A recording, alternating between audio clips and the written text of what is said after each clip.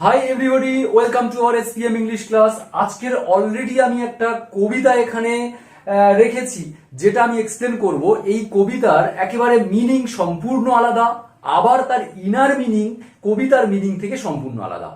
আমার একজন খুব প্রিয় লার্নার আমাকে কমেন্ট করে আমাকে অনেক উৎসাহ এবং অনেক উদ্দীপনা দিয়েছে। সো সাথে আমাকে এই কবিতাটা এক্সপ্লেন করার জন্য আমাকে রিকোয়েস্ট করা হয়েছে। সো কবিতাটা আমি নিয়ে এসেছি, stopping by woods on a snow evening. তোমরা থাম্বনেল দেখে বুঝেছো।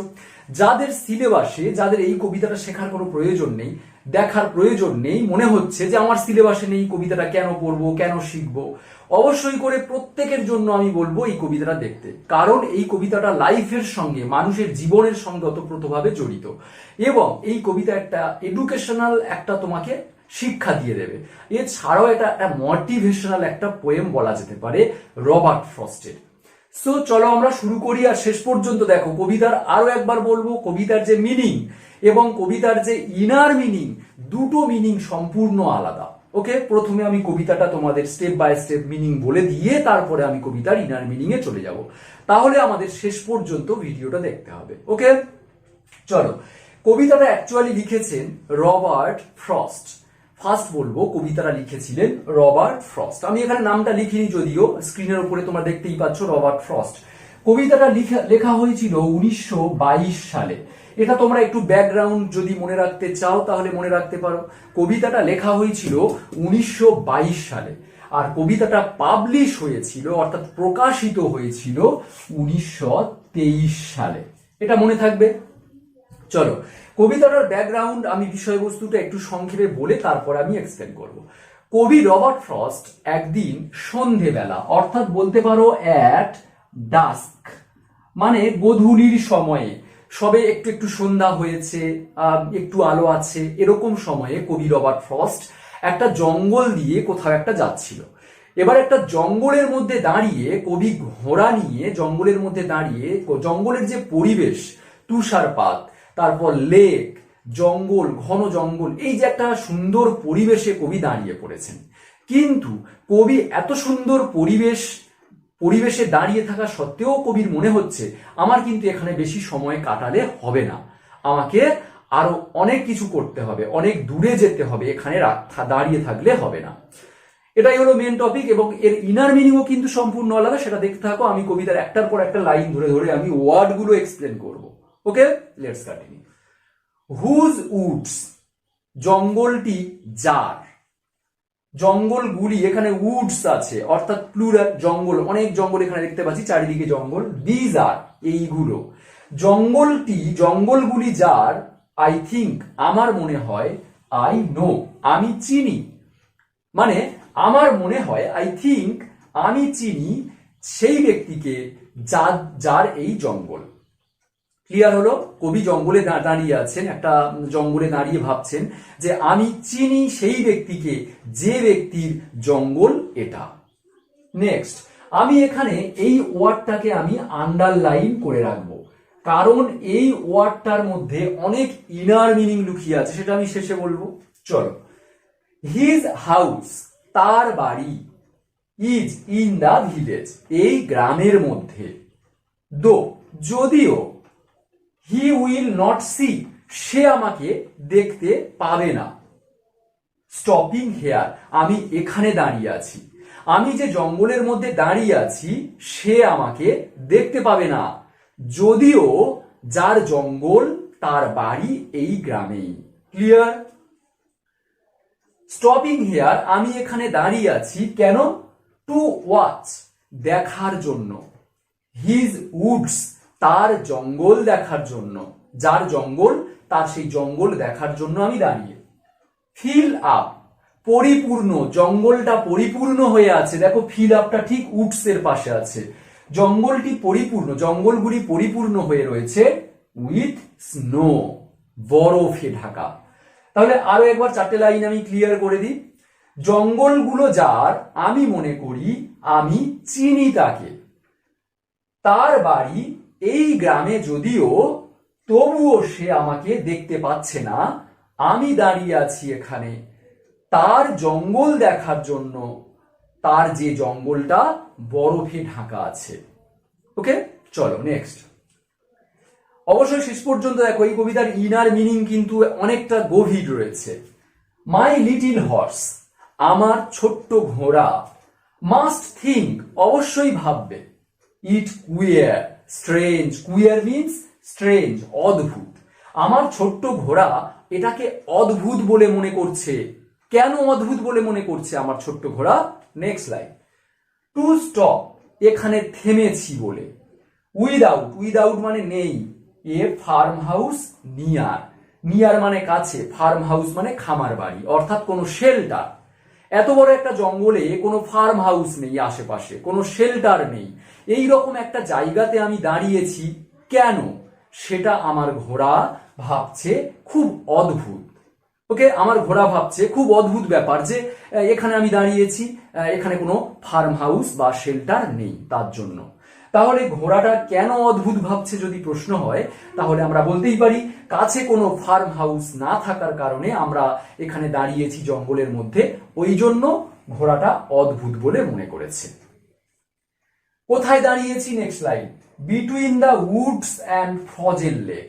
দেখো এখানে সাপোজ রয়েছে এটা জঙ্গল, এটা উড, আর এখানে রয়েছে ফ্রোজেন লেক। তাহলে এটা হলো উড, এটা হলো ফ্রোজেন লেক। তাহলে এই ফ্রোজেন লেক মানে কি? বরফে ঢাকা যে লেক, যে হ্রদ বরফে ঢাকা। একদিকে রয়েছে বরফে ঢাকা হ্রদ, আর একদিকে রয়েছে জঙ্গল, এর মাঝে আমি দাঁড়িয়ে আছি। বিটুইন ওয়ার্ডটা ইউজ করা হয়েছে, মাঝে। দ্য ডার্কেস্ট ইভিনিং, ডার্কেস্ট মানে কি? সবচেয়ে অন্ধকার সন্ধ্যা। আগেই বলেছি কবি এই সময়টা ছিল সন্ধ্যাবেলা যখন জঙ্গলে দাঁড়িয়েছিলেন। অফ দ্য ইয়ার, বছরের, বছর মানে এখানে ওই দিনের কথা বলা হয়েছে। ওই দিনের সারাদিন কেটে গেছে, সন্ধ্যাবেলা কবি উপস্থিত হয়েছেন সেই জঙ্গলে, সেই জন্য বলা হচ্ছে ওই সময়ে, ওই দিনের সবচেয়ে ডার্কেস্ট ইভিনিং এ কবি দাঁড়িয়ে আছেন ফ্রোজেন লেক এবং জঙ্গলের মাঝে। তাহলে যদি প্রশ্ন হয় কবি কোথায় দাঁড়িয়েছিলেন, তাহলে আমরা বলতে পারি between the Woods and frozen lake. সময়টা কখন? Darkest evening. ওকে, আর কবি ঘোড়াটা কেন অদ্ভুত বলে মনে করেছে? কারণ সেখানে কোনো there is no farm house near, কাছে কোনো ফার্ম হাউস ছিল না। নেক্সট স্ট্যান্ডাটা দেখো, তাহলে আমরা এখানে কি দেখতে পেলাম? ঘোড়াটা অদ্ভুত বলে মনে করেছে কারণ কবি এই রকম একটা জঙ্গলে দাঁড়িয়েছেন যেখানে কোনো ফার্ম হাউস অর্থাৎ শেল্টার নেই। সেখানে কবি দাঁড়িয়েছেন যেখানে একদিকে রয়েছে বরফে ঢাকা হ্রদ এবং একদিকে রয়েছে জঙ্গল, আর এই সময়টা হলো সবচেয়ে ডার্কেস্ট ইভিনিং, সন্ধ্যাবেলা। Next stanza, he gives his harness bell. He মানে সে, আমি এটা আন্ডারলাইন করে অবশ্যই রাখবো, হি, এবং এখানে যে হর্স পেয়েছিলাম হর্সটা আন্ডারলাইন করে রাখবো। সে দেয় তার হারনেস বেল। হারনেস বেল মানে হলো ঘোড়ার গলায় যে ঘন্টাটা থাকে বা কোনো গরুর গলায় যে ঘন্টাটা থাকে ওটাকে হারনেস বেল বলে। শেক মানে কি? নাড়ানো। তাহলে আমার সেই ঘোড়া সে তার হারনেস বেলটা নাড়ায়। একটা জিনিস তোমাকে আমি বলবো, দেখো এখানে হি মানে সে, সে মানে আমরা কি বুঝি? কোনো ব্যক্তি অর্থাৎ মেল ক্যারেক্টার যদি হয় আমরা তার প্রোনাউন হি ইউজ করি, কিন্তু ঘন্টা বাজায় সে, সে মানে এখানে হিটা একটা হর্সকে বোঝাচ্ছে। তাহলে হর্স কি কোনো মানুষ? তাহলে হি বলে সম্বোধন করা হয়েছে কেন, সেটাও আমি অবশেষে আসবো। ঘোড়াটাকে পার্সোনিফিকেশন করা হয়েছে, অর্থাৎ পার্সোনিফাই করা হয়েছে, ব্যক্তিত্ব আরোপ করা হয়েছে ঘোড়াটার উপরে। ওকে, এনিওয়ে নেক্সট লাইনগুলো তোমরা মিনিংগুলো ক্লিয়ার করে নাও। সে তার গলার ঘন্টাটা নাড়ায়, টু আস্ক, এটা জিজ্ঞাসা করতে, এটা জানতে, if there is some mistake. If মানে এখানে যদি, এটা নয়, ইফ মানে হলো কি না, দেয়ার ইজ সাম মিস্টেক, এখানে কোনো ভুল আছে কিনা। মানে কবির ঘোড়াটা ঘন্টা নাড়িয়ে কবিকে বলতে চাইছে এখানে আপনি দাঁড়ালেন কেন, এখানে তুমি দাঁড়ালে কেন, এখানে কি কোনো মিস্টেক হয়ে গেল, ভুল হয়ে গেল, এখানে দাঁড়ালাম আমরা। ঘন্টা নাড়িয়ে কবির ঘোড়া এটা জিজ্ঞাসা করতে চাইছে। দ্য অনলি আদার সাউন্ডস, আরো অনেক সাউন্ডস, আদার সাউন্ডস মানে অন্যান্য সাউন্ড। তাহলে প্রথমে কবি একটা সাউন্ড শুনতে পেয়েছে, সেটা হলো হারনেস বেলের শব্দ, হর্সের গলায় যে হারনেস বেল তার শব্দ। পরে বলছে আদার সাউন্ডস, অন্যান্য শব্দ হলো দ্য সুইপ, সুইপ মানে শো শো করে বয়ে যাওয়া। ওকে, অন্যান্য শব্দ কি? সুইপ অফ ইজি উইন্ড, একটা সহজভাবে বয়ে যাওয়া বাতাসের শব্দ। অ্যান্ড ডাউনি ফ্লেক, ডাউনি মানে ঝরে পড়া, ফ্লেক মানে কুয়াশা বা তুষার। তাহলে এখানে আমরা কবি তিনটে শব্দ শুনতে পাচ্ছেন, একটা হলো হারনেস বেলের শব্দ, একটা হলো সুইপ অফ ইজি উইন্ডের শব্দ, আর একটা হলো ডাউনি ফ্লেক, তুষারপাতের শব্দ। ওকে, তাহলে এখান থেকে আমরা পেলাম কবির ঘোড়াটা গলার ঘন্টা নাড়িয়ে কবিকে এটা বলতে চাইছে যে এটা এখানে কোনো মিস্টেক হলো কি, আমরা এখানে দাঁড়িয়ে পড়লাম।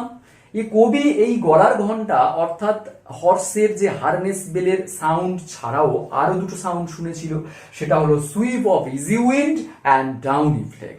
Next stanza, the woods are lovely, জঙ্গলটা সুন্দর। লাভলি কেন? জঙ্গল লাভলি কেন তোমাকে প্রশ্ন করতে পারে। এই উডস কেন লাভলি? ডার্ক অ্যান্ড ডিপ, কারণ জঙ্গলটা ছিল ডার্ক এবং ডিপ। ডার্ক বুঝতে পারছো কেন, সন্ধ্যাবেলা, ডিপ মানে ঘন, অন্ধকারের মধ্যে যে জঙ্গল, ঘন জঙ্গল।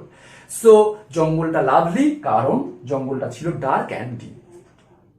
বাট আই হ্যাভ প্রমিসেস, এত সুন্দর দৃশ্য আমাকে দেখলে হবে না, দাঁড়িয়ে থাকলে হবে না। I have promises to keep, আমাকে কথা রাখতে হবে, আমাকে কথা রাখতে হবে। And Miles to go before I sleep, আমার ঘুমানোর আগে, আমার রেস্ট নেওয়ার আগে মাইলের পর মাইল যেতে হবে।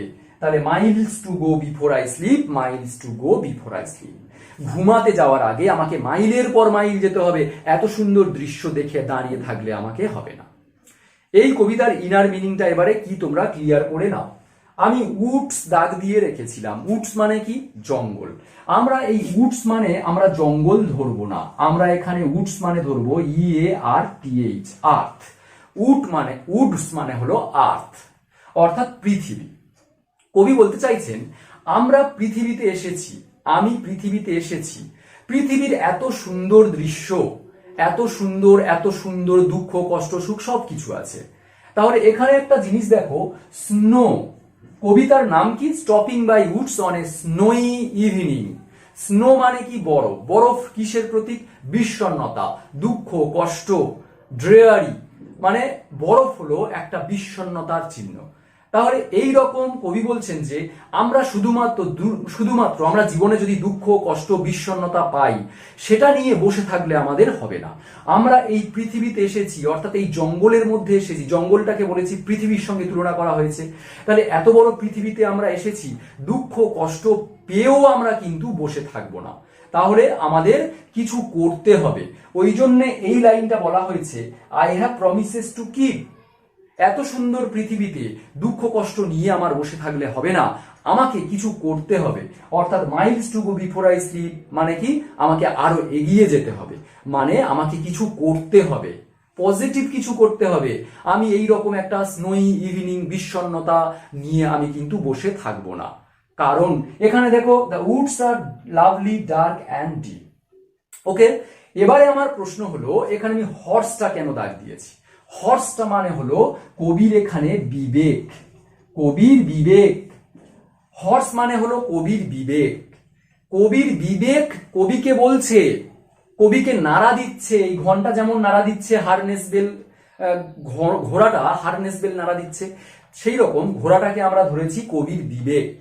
কবির বিবেক কবিকে নাড়া দিচ্ছে যে আমাদেরকে ওয়েট করলে হবে না, আমরা এই অদ্ভুত জায়গায় কেন বসে থাকবো, কেন থেমে থাকবো, কেন দুঃখ কষ্ট নিয়ে বসে থাকবো, আমরা মাইলের পর মাইল যেতে হবে। তার মানে আমাদের কিছু করতে হবে জীবনে।